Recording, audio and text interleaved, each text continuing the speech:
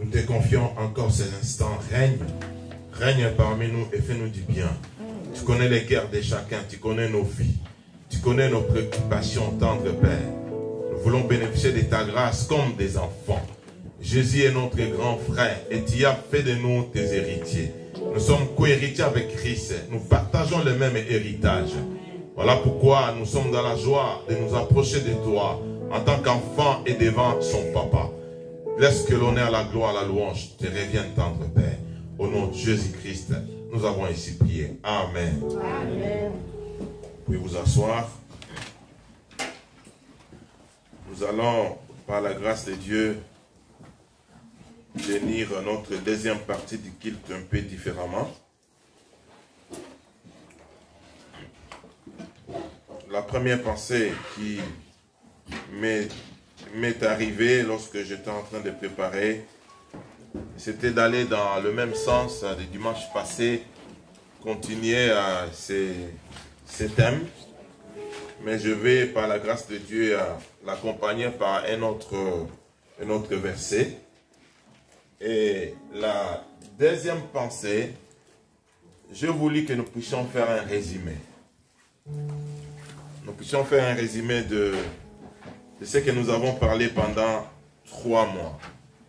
Vous savez, notre thème de l'année, c'est la grandeur de Dieu. Et nous nous sommes inspirés de Psaume 8. Et nous avons réparti l'année en 4 périodes. Premier trimestre, deuxième, troisième et quatrième.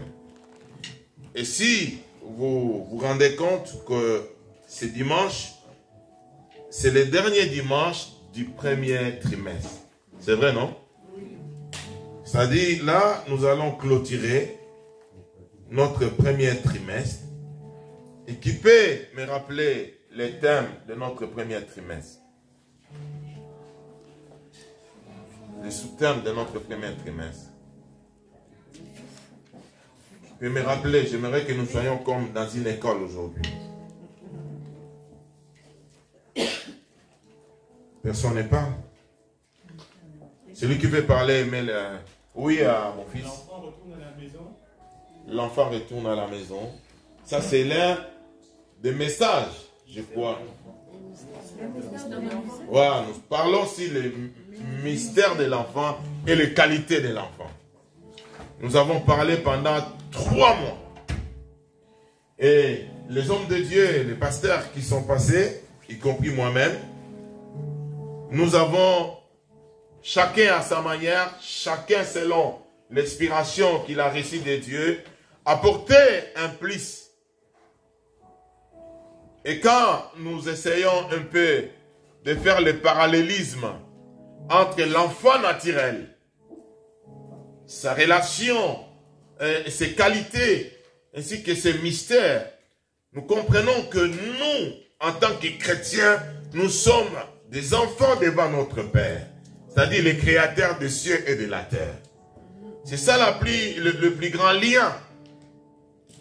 Et les qualités que nous avons découvertes, c'est vrai, on n'a pas tout fini.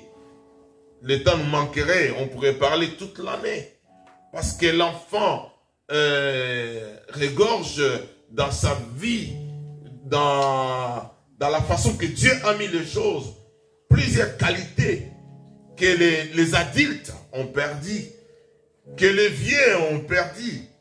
Voilà pourquoi la fois passée, on nous dit que nous devons montrer, inculquer, enseigner à l'enfant la voie qu'il doit suivre. Parce que lorsqu'il sera vieux, qu'il ne puisse pas s'en détourner. C'est-à-dire, tel que nous sommes là, nous sommes des vieux. Je parlais de cette notion le dimanche passé. C'est-à-dire, lorsque nous parlons de vieux ici, nous faisons mention directement d'un adulte, d'une personne qui est habile à prendre des décisions, à choisir le chemin qu'il doit suivre et à prendre des décisions même dans sa vie. Et plusieurs, par leur façon de prendre des décisions, ils s'en ont écartés. Ils sont éloignés de Dieu. Voilà pourquoi Dieu, dans son amour, il voudrait que nous puissions demeurer dans sa voie. Et la voie principale, c'est la voie de la parole de Dieu. Alléluia. Amen. Ça, c'est très important. Et j'aimerais demander à l'Assemblée que chacun puisse nous faire un petit résumé de ce que nous avons, ce que tu as compris pendant ces 3 mois. Je commence par le pasteur. Voilà, tu peux te mettre debout. Essaie un peu de nous dire ce que tu as compris pendant ces 3 mois, en quelques mots. Je vais commencer par la dépendance de l'enfant. Ce que j'ai compris, c'est que peu importe l'âge que nous avons, peu importe la classe sociale où nous sommes, devant notre Dieu, nous serons toujours un enfant, que nous devons toujours le rester. Pas seulement à l'église ou juste pour faire semblant par rapport à nos frères et sœurs, mais que nous devons le rester partout. Il faut que Dieu soit toujours là. En fait, il faut que nous soyons un peu comme un nourrisson qui a besoin de sa mère parce qu'il a besoin d'être allaité. Donc, il faut que nous soyons constamment dans la présence de Dieu. Et j'ai aussi compris que, quel que soit où l'enfant peut partir, il reviendra toujours vers son père. Parce que, et son père ouvrira toujours les mains pour l'accueillir. Parce que quoi qu'il advienne, un parent en général reste un parent. Peu importe la bêtise que l'enfant fait, quand il revient à la maison, un parent qui a vraiment un cœur de parent ne peut pas repousser son enfant. J'ai aussi... Bon, laisse les autres rebondir. Merci.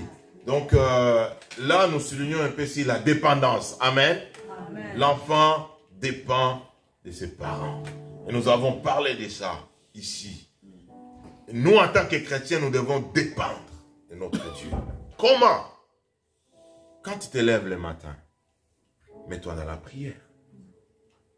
Recommande ta journée à Dieu. Lis la parole. Ça peut arriver que tu puisses manquer le temps de le faire le matin. Ensuite, peut-être que tu pars au travail, ainsi de suite. Mais si nous sommes organisés, si tu te fais violence, tu peux le faire même pendant 5 minutes. C'est très important. Pourquoi? Parce que nous dépendons de lui et lui, il est le créateur de l'univers. Il est le Dieu tout-puissant. Il est capable de te dire de ne pas sortir. Il est capable de te dire, voilà ce que tu vas faire durant la journée. Et je me souviens encore, lorsque, je crois moi j'avais prêché, lorsque nous dépendons de Dieu, cela engendre aussi sa responsabilité. C'est-à-dire, lorsque l'enfant dépend de ses parents, dans le sens contraire, les parents sont responsables. Responsables de certaines actes ou bêtises que l'enfant. C'est comme un enfant mineur. Moi, mon fils, père-fille, n'est pas mineur. Il est adulte. Quand il quitte la maison, il se promène. Lorsqu'il commet une bêtise, c'est lui qui va payer. Lorsqu'il conduit mal, c'est lui qui va payer. Et c'est son permis qui va s'offrir.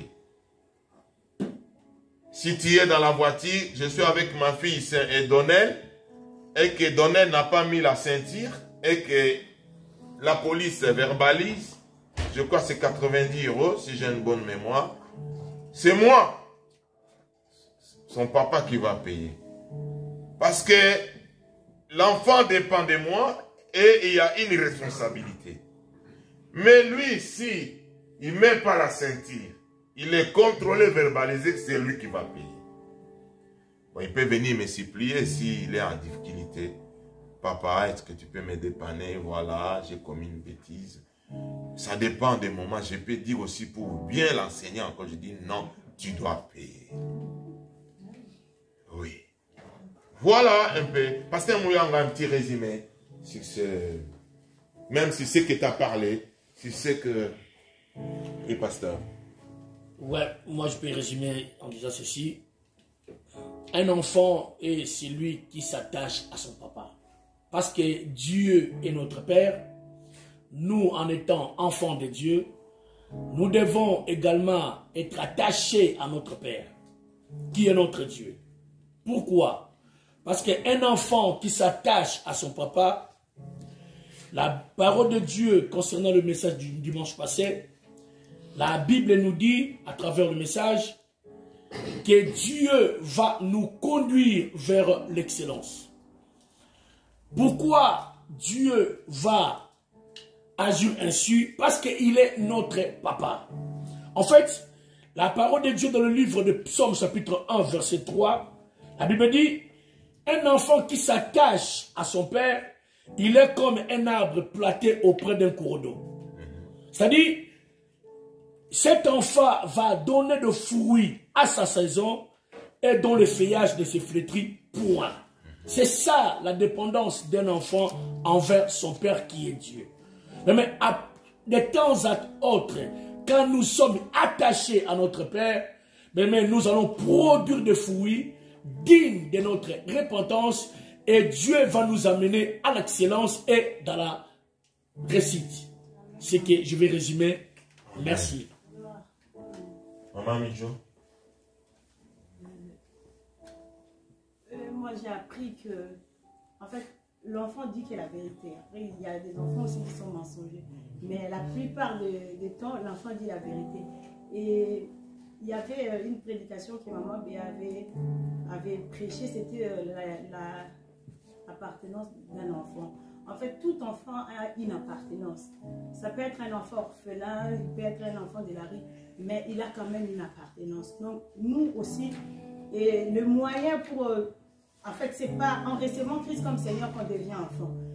Quelle que soit notre nationalité, d'où nous sortons, nous avons un seul et unique papa, c'est Dieu. Nous pouvons être du Cameroun, du Congo, de tel et tel pays, mais nous avons un seul Père, et notre Père c'est le Seigneur. Et il a déclaré cette année qu'il est notre papa. Il va se responsabiliser par rapport à nos vivances. La vérité est dans la bouche des enfants. Ça c'est l'expression française. Hein? La vérité sort dans la bouche des enfants. Et les juges aiment beaucoup ça. Et la police aime beaucoup ça. Si un enfant est témoin de quelque chose et devant la police, il dit, c'est fini, t'es parti, t'es cuit. C'est-à-dire, c'est comme... Bon, donc là, le Seigneur veut aussi nous parler que nous devons marcher dans la vérité. Nous sommes des enfants. Amen. Amen. Devant notre Père, le Créateur. Nous devons marcher dans la vérité. C'est ainsi que nous allons grandir et nous allons réussir et nous allons progresser dans la vie. Pasteur Dali, quelque chose à dire? Moi, je me rappelle encore, j'avais prêché sur la générosité de l'enfant. Et j'avais compris un enfant, il est généré. Et nous, étant que les enfants de Dieu, nous devons être aussi générés parce que la générosité, c'est quelqu'un qui peut mettre ses avantages au profit des autres. Étant qu'un enfant de Dieu, étant que chrétien, nous devons parfois se priver de nos avantages pour aider les autres. Donc, un enfant de Dieu doit poser des bons actes. Un enfant, c'est celui qui pose des bons actes pour faire avancer l'œuvre de Dieu. Un enfant, c'est celui qui peut poser des bons actes pour faire avancer aussi sa famille. C'est ça que j'ai compris comme la qualité de l'enfant de Dieu. Donc nous sommes des enfants et nous devons être générés. Être généré. La générosité, c'est ça. Hein? Pourquoi n'es-tu pas généré? Qu'est-ce qui t'empêche? Des fois l'égoïsme, des fois l'esprit de tout avoir peut t'empêcher de mettre au profit des autres ce que tu as comme avantage. L'enfant est généré, c'est vrai. Il y a certains enfants, moi j'ai vu, il a quelque chose, il se précipite vers son ami pour partager. L'enfant partage facilement. Et si tu remarques que tu as un enfant qui commence à avoir des soucis pour partager, toi en tant que parent, tu dois lui montrer la voie du partage. Amen. Amen. Et cette générosité, nous pouvons l'expérimenter envers le prochain, envers notre frère, même envers ceux du dehors. Parce que notre foi n'est pas limitée dans ce cadre dont nous sommes ici. C'est vrai, la Bible nous recommande aussi de faire du bien à nos frères dans la foi. Mais nous pouvons aller au-delà. Tu fais du bien à quelqu'un que tu ne connais pas. Parce que tu n'attends pas un retour. Et tu le fais de tout ton cœur. Et cette générosité peut se manifester aussi à l'église. Être généreux. Vous savez, moi personnellement, même nous ici à l'église, nous avons un peu du mal, pas du mal, c'est comme ça notre éducation. On ne parle pas trop de l'argent à l'église, nous ne parlons pas trop. Mais il est très important de parler de ça parce que l'évangélisation va avec l'argent. C'est-à-dire, certains chrétiens, du fait qu'on n'en parle pas, ils profitent pour échapper. Il y a quelque chose même pour donner que le travail que nous faisons ici puisse aller de l'avant, mais du fait qu'on ne t'a pas demandé, on n'a pas parlé de ça et tu ne donnes pas. Ce n'est pas une bonne mentalité pour un enfant. Un enfant, des fois, il donne sans qu'on lui demande. Des fois, le bien ne lui appartient pas, c'est le bien peut-être que de son père, il voit, le pasteur arrive, il donne au pasteur. Cette générosité, bien aimé, nous pouvons le manifester envers Dieu, à travers aussi l'Église. Parce que lorsque les chrétiens sont généreux, la Bible parle même de donner, de partager. Vous allez voir que nous allons faire beaucoup de choses. Et je vous assure déjà qu'ici, chez nous, nous gérons bien l'argent. Alléluia. Amen. Alléluia. Ouais, nous avons une équipe formidable. Et d'ailleurs, moi, je ne connais même pas ce qui se passe en matière de finances à l'église. Je ne connais pas. Il y a une équipe qui s'occupe de tout. Ils payent les loyers. Même quand je venais là, on est allé réparer à l'électricité derrière. Quand je venais là, j'ai senti dans mon esprit, dit, mais est-ce qu'on a payé les loyers? Je me suis dit, mais il y a des gens qui s'en occupent. Pasteur Dali, Mamie Joe, Maman Flore, les offrandes qui entrent, l'argent qu'on donne, ils s'organisent, qu'on paye les loyers. Je ne sais même pas si on a payé, mais je sais que... Voilà, gloire à Dieu. Amen. Amen. Amen. Et si chacun de nous, lorsque tu gagnes ton salaire, tu mets la part de Dieu à côté, tu viens donner à l'église, ça fera que ton papa, qui veut sauver les âmes, qu'il soit dans la joie. Et l'œuvre que nous faisons ici puisse aller aussi de l'avant. Amen. Arsène Béa, tu as quelque chose à nous dire, un résumé? Je vais parler sur l'identité de l'enfant, c'est que j'ai compris l'appartenance de l'enfant. Nous devons savoir que chaque enfant a une famille. Et nous, en tant qu'enfants de Dieu, nous avons aussi notre famille qui est Dieu. Et avant d'y appartenir dans cette famille, nous devons accepter Jésus-Christ comme Seigneur et Sauveur pour appartenir dans cette famille. Parce qu'on ne peut pas appartenir dans une famille si on vient, je ne sais pas où, pour dire que je viens et j'appartiens dans cette famille. Donc, nous devons appartenir à Jésus-Christ. Comme nous appartenons à Jésus-Christ, la première des choses à faire, c'est d'accepter Jésus-Christ comme Seigneur et Sauveur. Et à partir de là, nous entrons dans la famille de Dieu et Dieu sera notre Père. Amen. Oui, Maman Flore. Dans tout cela, ce que j'ai compris, prier Dieu. Que nous prions Dieu qui nous fasse grâce d'être comme un enfant. Être un enfant en tant qu'un adulte, ce n'est pas facile, bien-aimé. Un enfant n'a pas de conflit. Un enfant n'a pas des ennemis. Un enfant dans sa tête que la joie, mon papa et ça, la famille. Mais pour nous prions Dieu, vraiment que nous prions Dieu qui nous fasse grâce d'être comme un enfant. Un enfant vraiment, elle est dans la joie tout le temps. Un enfant, elle partage. Un enfant, tous ces points qu'on a dit, ça résume que Dieu nous fasse grâce. Amen. Amen. Qui veut dire encore quelque chose parmi nous là derrière? Oui, j'arrive à Antoine. Oui, Diacre Shadrach. Oui, nous en tant que chrétiens, nous devons savoir qu'un enfant restera toujours enfant. Et nous, parents, nous devons instruire l'enfant selon la voie qu'il doit suivre. Quand il sera grand, il ne va pas se détourner. Instruisons nos enfants bien-aimés en tant que chrétiens. Montre-lui le chemin qu'il doit suivre. Comme on dit dans le monde, on dresse l'arbre quand elle est petite. Quand l'arbre sera grand, tu ne vas plus le dresser. Et nous devons suivre cet exemple en tant que les chrétiens. Nos bien-aimés, instruisons nos enfants selon Proverbe 22 que le pasteur a prêché le dimanche passé. Que Dieu vous bénisse. Merci. Oui, mon frère. Tu voulais dire quelque chose? Derrière? Tu veux dire quelque chose? Nous sommes libres là. Je donne la parole à Maman 10. Moi, je voudrais un peu parler des trois différences qu'on a parlé la fois passée. Oui. Concernant l'éducation de l'enfant. Oui. On nous a dit que l'éducation de l'enfant vient de la famille, et ça vient aussi de l'église, ça vient aussi de l'école. Et l'enfant ne peut pas choisir sa voie seul.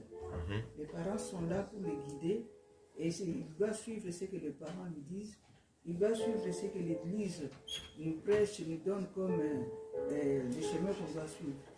Et l'enfant doit se soumettre à l'éducation des parents, et l'enfant ne peut pas, ce n'est pas l'enfant qui doit prendre la décision des services, surtout les mineurs, que ce soit l'adulte aussi, mais ce sont les parents qui doivent donner l'éducation, c'est les parents qui doivent le protéger, c'est les parents qui doivent lui fournir, lui dire tout ce qu'il peut faire afin qu'il puisse progresser à tous ces derniers.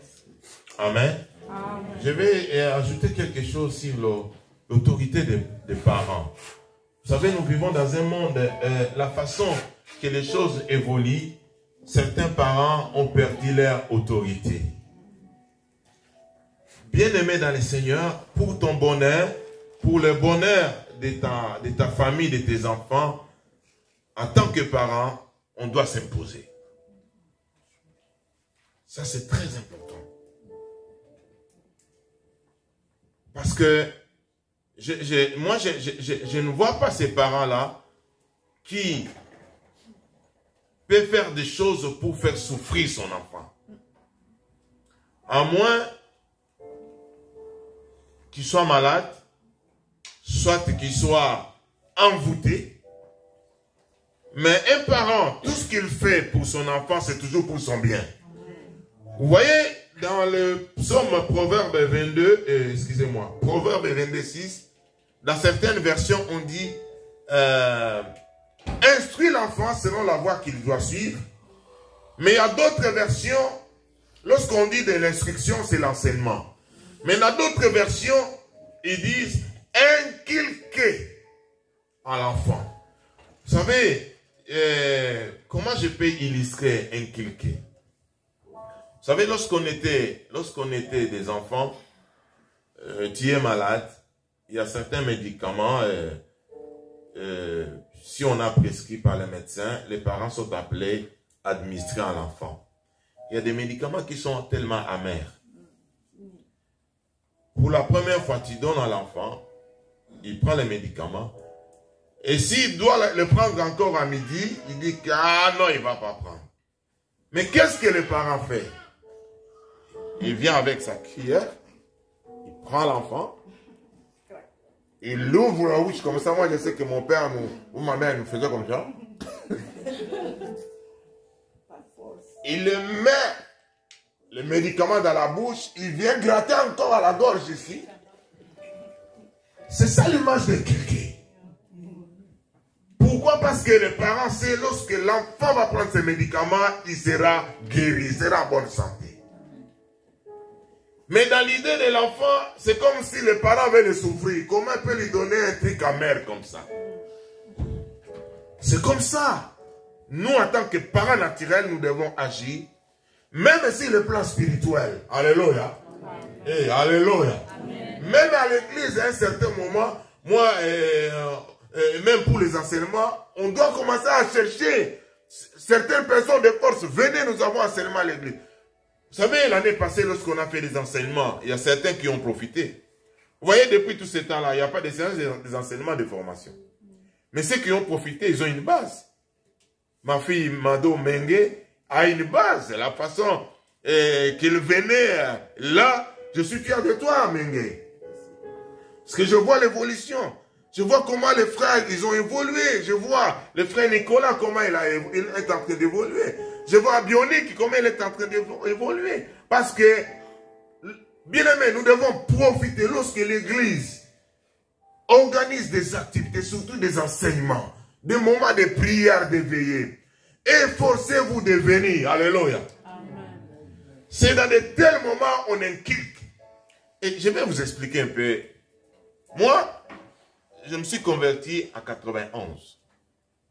C'est vrai que ce n'est pas assez longtemps. Parmi nous, il y a certains qui sont convertis bien avant. Et déjà à 92, je commençais déjà à exhorter dans les rues, ainsi de suite. Nous sommes arrivés à 96. Mon église va m'envoyer, je vais quitter mon pasteur. Parce qu'il m'envoie avec une église afin d'aller implanter une nouvelle église. Ça dit, j'arrête d'écouter les prédications de mon pasteur. À 96. C'est-à-dire 5 ans après ma conversion. Je vais commencer à organiser une église avec un aîné dans la foi, le pasteur Michel Malonda. Il a fêté ses 70 ans les années passées. Et je suis resté là avec lui. J'étais ancien à l'église. J'ai profité aussi pour l'écouter. Mais je devais commencer déjà. J'ai donné. J'enseignais. J'ai célébré même les mariages. On m'a donné l'occasion de célébrer même les mariages. Et depuis 2001, j'ai quitté l'église où j'étais jusqu'à aujourd'hui. Je n'ai pas profité d'une prédication de mon pasteur. Mais comment j'ai servi dans la foi? Comment je me retrouve en Europe? Je me retrouve en France? Je peux, par la grâce de Dieu, organiser une activité chrétienne et une église et continuer à enseigner, continuer à former les autres. Parce qu'on m'a inculqué. Alléluia. Amen. Bien-aimés, nous devons inculquer à nos enfants la voie qu'il doit suivre. Parce que cet enfant-là, lorsqu'il sera loin de toi, il va affronter beaucoup de choses. Si tu ne profites pas pendant qu'il est avec toi, c'est toi qui vas souffrir. Est-ce que quelqu'un comprend? Amen. Alléluia. Quelqu'un comprend? Amen. Voilà pourquoi même nous, les pasteurs, nous profitons lorsque nous sommes bien-aimés. Vous devez profiter. Dieu peut nous appeler d'aller ailleurs. Dieu peut t'appeler de se retrouver à un endroit et c'est toi qui vas commencer à exhorter 4 et 5 personnes. Et si tu ne profites pas du moment où tu es assis, tu es devant les personnes expérimentées qui ont l'expérience pour te partager leurs connaissances, c'est toi qui vas payer. Tu vas souffrir. Nous allons lire Ephésiens 6, verset 1. Il y a quelqu'un qui veut dire quelque chose? Encore? Résumez un peu. Oui, sœur, félicité. Ne soyons pas les enfants rebelles. Ne soyons pas des enfants rebelles. La rébellion dans la vie chrétienne, oui. Nous devons être adoptés par notre Dieu. Adoptés par notre Dieu. Celui qui est adopté par Dieu, il est dirigé par Dieu, il est accompagné par le Seigneur. Amen. Et c'est alors que le bonheur et la grâce lui accompagneront. Amen. Les enfants adoptifs, nous sommes aussi domptés par Dieu. Ne soyons pas rebelles. Vous savez, dans la vie chrétienne, il y a beaucoup de chrétiens qui sont des hypocrites. Il y a beaucoup d'hypocrisie parmi les chrétiens. Et il y a aussi cette racine de la rébellion. Des fois, on se rebelle pour rien. Même pour ton propre bien, l'enfant se rebelle. Bien-aimé, ne te rebelle pas contre Dieu. Alléluia. Il est plus fort que toi. Alléluia. Ephésiens 6, versets 1 et 3.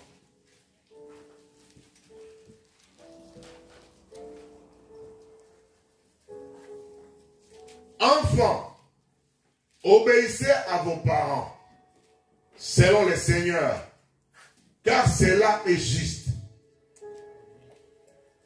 Honore ton père et ta mère, c'est le premier commandement, avec une promesse. Afin que tu sois heureux et que tu vives longtemps sur la terre. Alléluia. Là, c'est un secret pour vivre longtemps. Vous savez, j'ai béni le Seigneur lorsque nous avons parlé de les dimanches passés. Il y a un bien-aimé parmi nous qui était entré un peu en conflit avec son père. Mais Dieu l'a touché.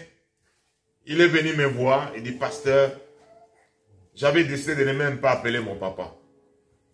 Et là, je demande pardon à Dieu. Je l'appelle. Alléluia. Amen. Alléluia. Amen. Tel que nous sommes là, nous sommes les enfants de quelqu'un. Nous tous. Tu as une bonne relation avec tes parents? Tu as une bonne relation avec tes parents? Si ça ne va pas, tu peux réparer. Nous, en tant que chrétiens, nous devons honorer nos parents. Nous pouvons aussi honorer nos parents spirituels. Alléluia. C'est très important. Vous savez, lorsque nous vivons, il se passe beaucoup de choses, frères. Il se passe beaucoup de choses dans la vie.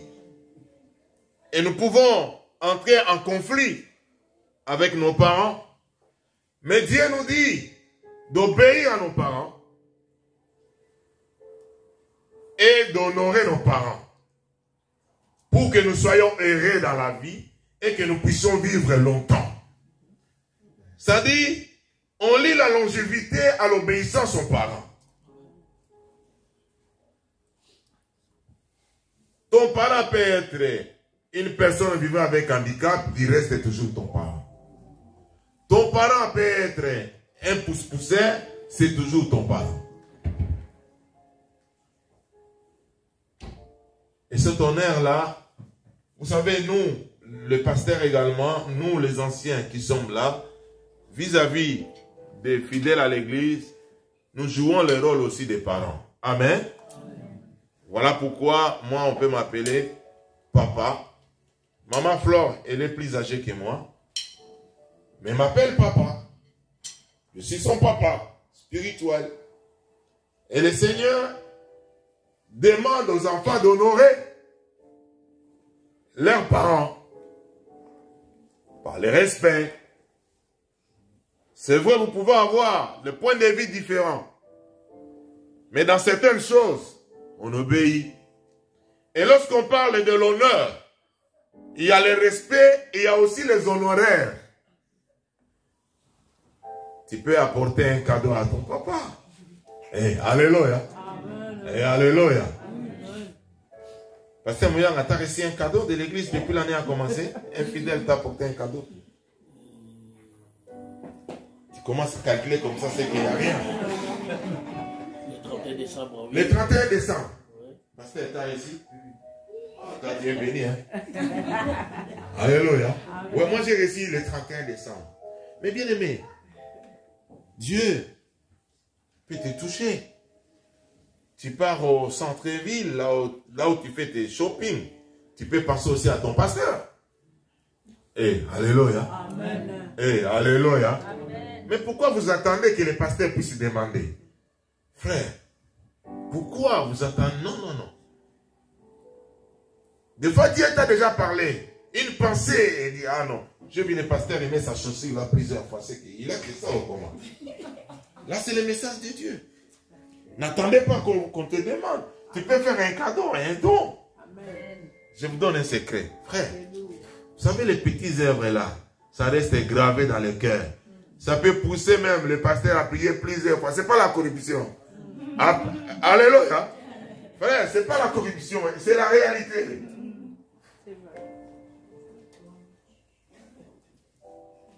Montre-moi ta foi sans les œuvres et moi je te montrerai ma foi avec les œuvres.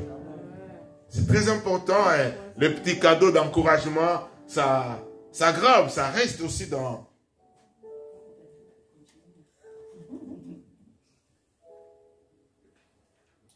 On nous avait prêché ici sur Luc 15, versets 1 à 18, sur l'enfant prodigue.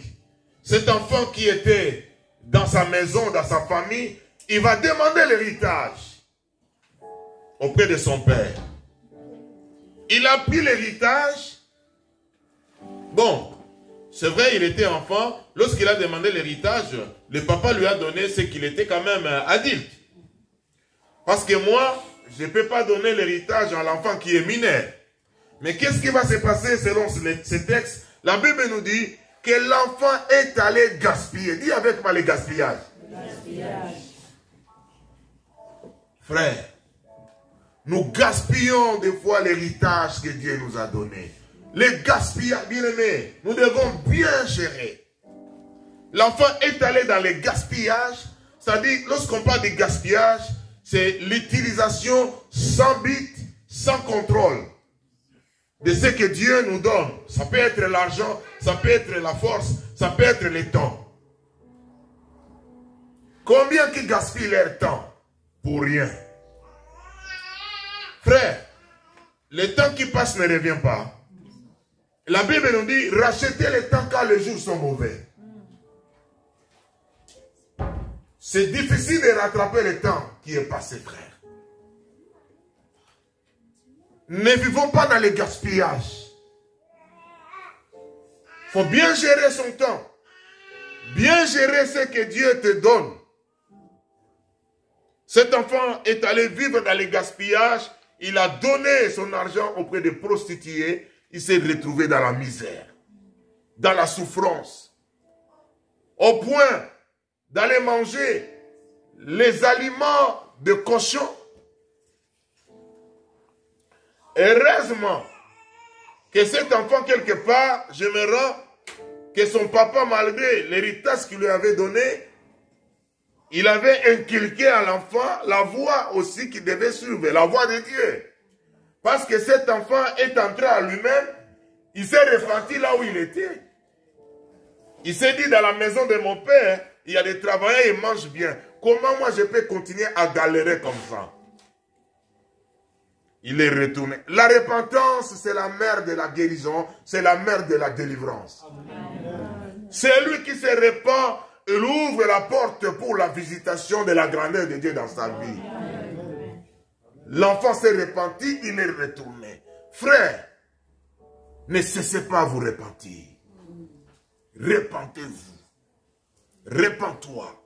Quand il y a quelque chose qui s'est passé, comme cet enfant, il est entré en lui-même là, prise de conscience, il est retourné.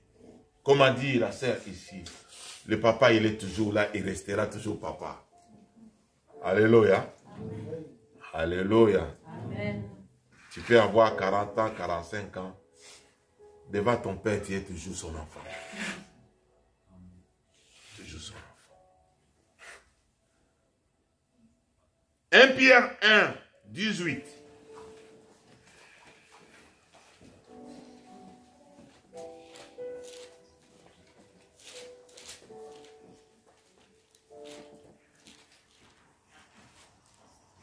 Sachant que ce n'est pas par des choses périssables, par de l'argent ou de l'or que vous avez été rachetés de la vaine manière de vivre que vous aviez hérité de vos pères. Ouais, je vais m'arrêter par là. Ah non, on continue. Mais par le sang précieux de Christ, comme d'un agneau sans défaut et sans tache. Qu'est-ce que je veux dire par là? Nous tous ne sommes pas nés dans des familles chrétiennes. Non.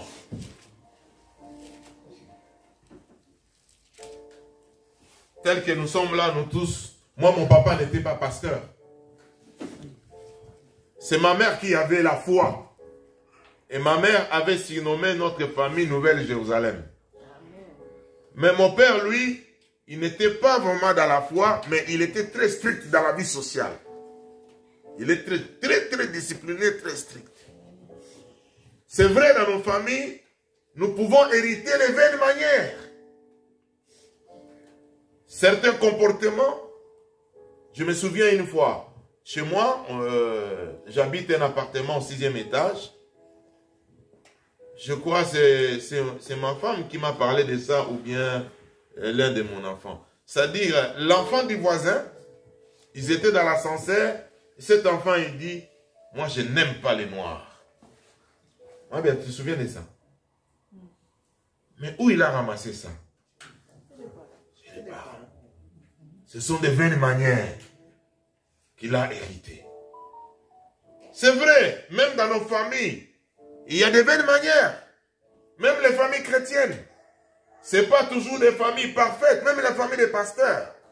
Mais le sang de Jésus nous lave de vaines manières. Amen. Alléluia. Le sang de Jésus, bien-aimés, voilà pourquoi nous devons nous approcher toujours de Dieu. Nous devons toujours, si tu n'as pas reçu Jésus dans ta vie, ouvre ton cœur, que tu puisses le recevoir dans ta vie. Parce que Jésus était mort pour toi. Il est mort pour ta vie. Toutes ces vaines manières sont lavées par le sang de Jésus. Quand nous prions, bien-aimés, ça nous lave, ça nous donne une nouvelle identité. Et Dieu nous accepte comme ses enfants. 2 Timothée 1, verset 5. 2 Timothée 1, verset 5, je crois que ça sera le dernier. J'ai encore beaucoup de choses, mais ce n'est pas grave. L'essentiel a été dit. Gardant le souvenir de la foi sincère qui est en toi, qui habite d'abord dans ton aïeux. On dit c'est aïeux, c'est ça? Aïeux. Aïeux, Loïs, et dans ta mère, Eunice, et qui, j'en suis persuadé, habite aussi en toi.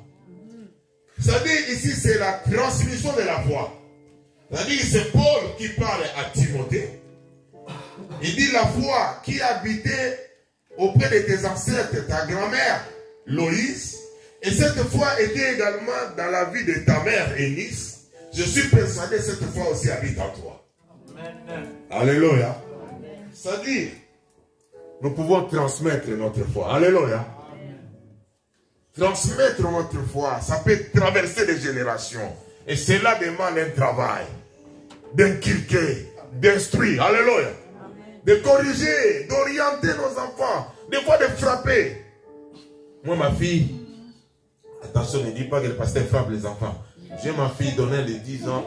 Je lui ai demandé la semaine passée d'arranger sa chambre. J'enlève le micro parce qu'elle est là, elle va écouter. Arrange ta chambre. Elle avait un peu de soucis pour arranger. Je le voyais trop sur son téléphone. J'ai dit, donne-elle. C'est la dernière fois. Si je reviens, je vois que ta chambre n'est pas rangée, je te récupère le téléphone. Souvent, quand je pars en déplacement, je rentre le vendredi, mais je suis rentré le jeudi. Elle était là à la maison, elle ne savait pas. J'arrive, pour arriver dans ma chambre, je passe sa chambre. J'ouvre, portail. Désolé pour ce vous rappelez. Je suis entré dans ma chambre, j'ai dit, Donnel, pourquoi tu n'as pas arrangé? Oh non, c'est des... Ok. Je récupère les téléphones, c'était léger. Jusqu'au lundi. Je récupère les téléphones. Jusqu'à lundi. Donc demain. Et le samedi, je passe, la chambre n'est pas rangée. Je dis, Donnel, tu auras ton téléphone l'autre lundi. C'est comme ça, ça restera comme ça. J'ai déjà fait quelque chose aussi pour, je crois, les bonbons. J'ai remarqué manger beaucoup de bonbons. Et une fois, moi j'avais des bonbons dans mon sac. Il est venu récupérer mes bonbons dans les sacs. J'ai dit, Donnel, toute ma vie, je n'achèterai jamais les bonbons pour toi. Je n'achète pas de bonbons. Ça reste comme ça. puisse comprendre. S'il m'avait demandé ces bonbons, j'allais lui donner. Et d'ailleurs, j'ai remarqué une fois, il faut faire attention. Il a fini tout un paquet de bonbons comme ça. Un 7 jours. C'est pas normal. C'est pas normal pour les dents, pour la santé, et ainsi de suite. Voilà pourquoi nous devons veiller sur l'alimentation de nos enfants. Prenons du temps pour veiller, voir, pousser les enfants à manger. Quand j'ai préparé ces messages, j'ai dit que nous, les chrétiens, nous avons un grand défi à relever par rapport à nos frères musulmans. Tu verras un enfant de 4 ans, 5 ans à la cantine, il dit je ne mange pas la viande parce que je ne sais pas que c'est halal. Inculqué. Ils ont influencé même les cantines dans les écoles. C'est venu d'où? Vous pensez que c'est les parents qui inculquent à la maison? Nous, on mange la halal. Une fois l'enfant, je crois la copine de Donnel était là, il dit, mais nous on achète chez Baraka. Il n'a pas confiance, même si vous achetez chez Baraka. Et l'enfant, mais oui, parce que chez Baraka, c'est halal. Et tous ils achètent là-bas. Mais l'enfant, c'est-à-dire, il n'a pas confiance. Soit il doit appeler d'abord ses parents pour se dire, ça bon, tu peux manger la viande. Est-ce que vous voyez cette avancée dans la façon qu'ils inculquent les enfants? Et je vous dis, le ramadan a commencé là. Certains enfants, ils font le ramadan avec les parents. Ils prennent le temps pour inculquer. Mais nous les chrétiens, nous sommes là que pour manger. Manger. Vacances. Habillement. Télévision. Téléphone. On laisse nos enfants être enseignés par la rue. Par les médias. Réveillons-nous, frères. Alléluia. Amen. Réveillons-nous. Si nous voudrons avoir une église efficace, réveillons-nous. Amen.